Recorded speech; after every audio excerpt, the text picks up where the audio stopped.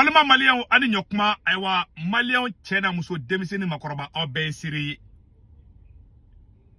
Mais bi fana dati fo ka dakande ay ni video kolongolo pereza Assimi Goïta ka soro c'est alerte bi mardi 11 août 2026. Moko do ene wuli atigi flé ala doniya datigi ma. Moko ba fana du. Ala saranya moko fana du de. Atigi be seli abe sara ala nya fana. Ako ale shigo doke Dr. Choguel Kokala Maïga ani maître Muntaka Talla.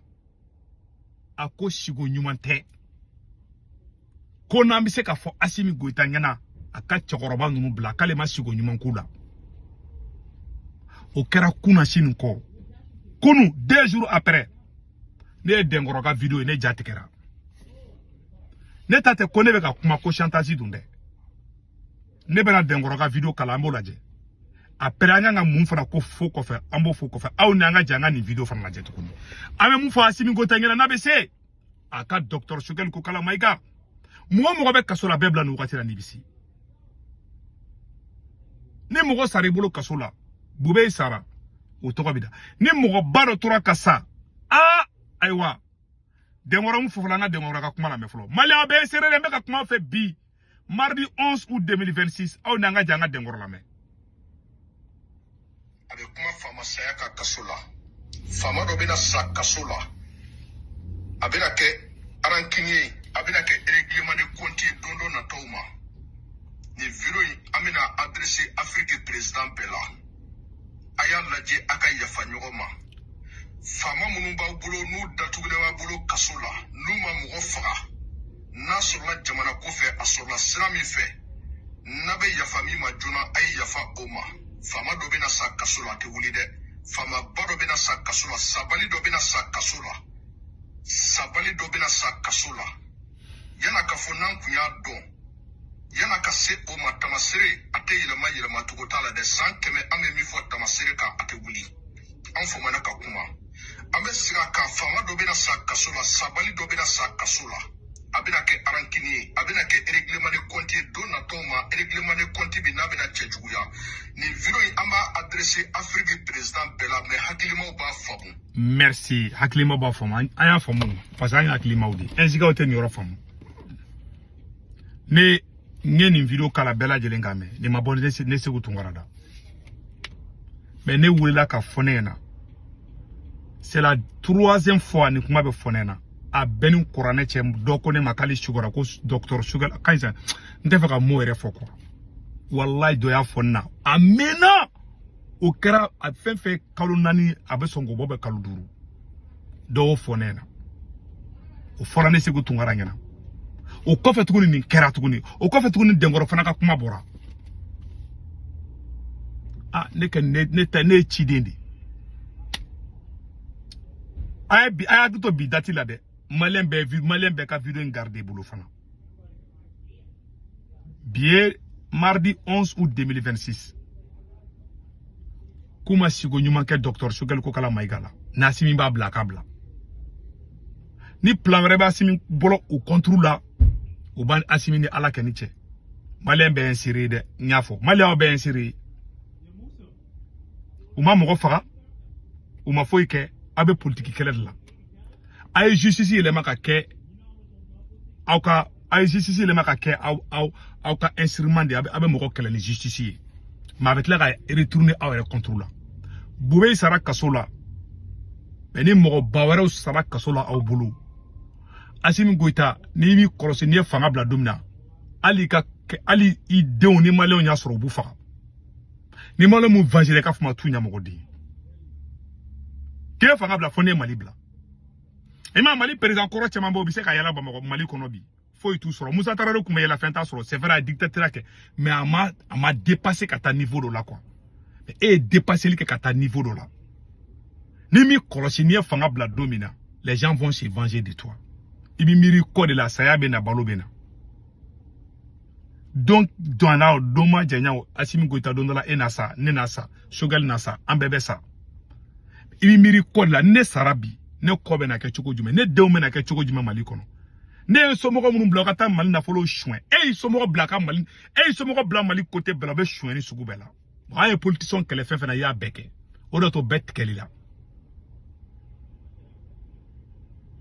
amour te forcer ni mɔgɔ min t'i fɛ o bɛ taa kaso la an ye kɛlɛ de kɛ IBK la président que ni sigi ka justice yɛlɛma ko k'a a ka kɛlɛ kɛ bolo dɔ ye an politicien kun bɛ nin de kɛ an y'olu kɛlɛ o de la an bolo aw ye coup d'état dabɔ de ka maliyɛnw ka hakɛ d'u ma aw y'a dabɔ k'aw yɛrɛ ka hakɛ de d'aw ma ka sungurubaw k'u entretenir mɔgɔ ɲɛnamaw k'olu don kaso la ka ngalon nɔrɔ mɔgɔ la k'u don kaso la ni ninnu sara bolo kaso la vous allez payer de très cher aw ka falen don aw yadalen don aw ye Bube Maïga faga kaso la aw ye Sado Kamara faga Assimi Goïta ni vengeance wuli contre la don a bɛ gɛlɛya dɛ ni ma ni cɛkɔrɔba ninnu bila et puis ne ta tɛ Choguel dɔrɔn dɛ ou bien Mutaka dɔrɔn dɛ mɔgɔ b'a bolo kaso la a ye fɛɛrɛ k'u bɛɛ bila tile 2 in na o ye ne ka conseil ko d'aw ma ni ye ne ka kuma mɛn o don ni ma ne ka kuma mɛn Musa Traoré gɛnna don min na ka bɔ fanga la Musa Traoré gɛnna don min ka bɔ fanga la Musa ka ministre dɔ minɛna ka essence b'u kan ka tasuma bulu la ka jeni Musa Traoré kunnajɛyɔrɔ kɛra mun ye Musa bɛ gɛn don min na ni Musa ɲɛnama kun minɛna ni sɔrɔsiw tun ye Musa minɛ k'a labɔ kɛnɛma maliyɛnw kun mana sɔrɔ u b'a faga dimi bolo Ala y'a kɛ a taara kaso la a donna silamɛyaw la a tubira a ko diyara silamɛw ye o de kɛra Musa Traoré sauvé yɔrɔ ye mais Assimi Goïta ni mi kɔlɔsi i m'a dɔn kɛra ko vengeance bɛ na bon n'i y'a ye guerre civile bɛ na Afrique dɔwɛrɛ tɛ ni manamana ko dɔrɔn don i m'a mɔgɔ bi venge ɲɔgɔn na farafinna kuma bɛɛ parce que ni mun ye fanga farafin yɛrɛ de ye ɲɔgɔn siya dangalen ma da diɲɛ kɔnɔ ni mun ye fanga sɔrɔ o tɛ jamana lajɛ o b'a yɛrɛ lajɛ ni Assimi Goïta kun nakun ye jamana ko de an ka miliyari 80 mun sɛnɛ san b'a sɔrɔ a tigiw taara kaso la ni Assimi Goïta kun nana jamana jɔ de kama Mali justice e kun t'i to palais kɔnɔ k'a fɔ kan ka mun kɛ justice man ka kɛ e ka kɛlɛkɛ bolo ye i fa tiɲɛ tɛ i ba tiɲɛ tɛ i ta tɛ justice ye mais pour magistrat kolon den hɔrɔn kolon den minnu bɛ ka complot kɛ ne ka bɛnbɛnbɛn kɛ vous allez tous payer un jour ça c'est clair Mohamed Ali Bachili ko Gisima Dugara ko ale ma k'ale filɛ kaso la bi k'olu de olu marifatigiw de sariya tigɛlaw bali ka sariya tigɛ ni ka marifa jugu tɔnkɔrɔ ale filɛ kaso la bi ale bɛ sa kaso la parce que ale b'a dɔn o kelen de bɛ ka sigi ale fana ma o ma leçon di Assimi ma